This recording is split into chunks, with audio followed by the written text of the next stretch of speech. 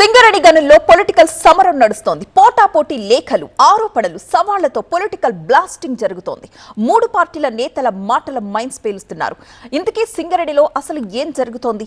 ఎప్పుడూ లేనంతగా ఇప్పుడు ఎందుకింత పొలిటికల్ దుమారం? మసిపూస్తోంది ఎవరు? బొగ్గును భస్మం చేస్తోంది ఎవరు? సింగరేణి తెలంగాణ సిరుల గని ఇప్పుడు మాత్రం పొలిటికల్ సమరానికి కేరాఫ్. ఒకరిని టార్గెట్ చేస్తూ మరొకరు మూడు పార్టీల నేతలు దుమ్మెత్తిపోసుకుంటున్నారు. సింగరేణిలో బొగ్గు మాయమైంది, 1000 కోట్లు దోచుకున్నారంటూ బీఆర్ఎస్ చేస్తున్న ఆరోపణలకు కాంగ్రెస్ కౌంటర్ ఇస్తోంది. సింగరేణిపై బీఆర్ఎస్, బీజేపీ కలిసి నాటకాలు ఆడుతున్నాయంటూ డిప్యూటీ సీఎం భట్టి ఫైర్ అయ్యారు. సింగరేణికి కిషన్ రెడ్డి ద్రోహం చేశారని భట్టి ఆరోపించారు.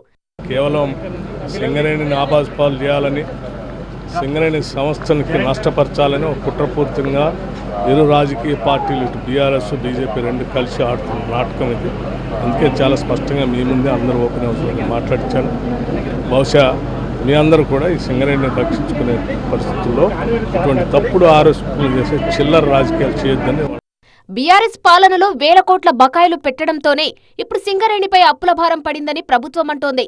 కిషన్ రెడ్డి లేఖలు రాయడం కాదు, సింగరేణిలో అక్రమాలు జరిగినట్టు ఆధారాలుంటే ప్రభుత్వానికి ఇవ్వాలని డిమాండ్ చేశారు మంత్రి శ్రీధర్ బాబు.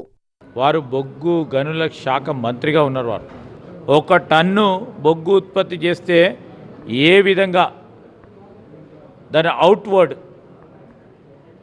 ఏ విధంగా ముందుకు నడుస్తుంది అని అన్ని అంశాలు వారు తెలిసినప్పటికీ ఈరోజు రాజకీయం చేయాలని, మీరు బాధ్యత గల పదవిలో ఉన్నారు, ఆధారం ఉంటే తెలియజేయండి, తప్పకుండా దానిపైన ఎంక్వైరీ చేస్తాం, బాధ్యులపై కఠినంగా చర్య తీసుకుంటాం.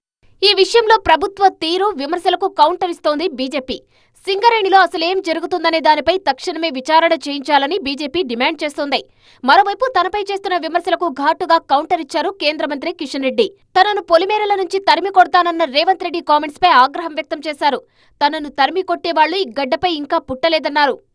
నన్ను నువ్వు తెలంగాణ నుంచి అడ్డుకోకుండా తిరుగుతావా? తెలంగాణ పొలిమేరల నుంచి తరిమి కొడతావా?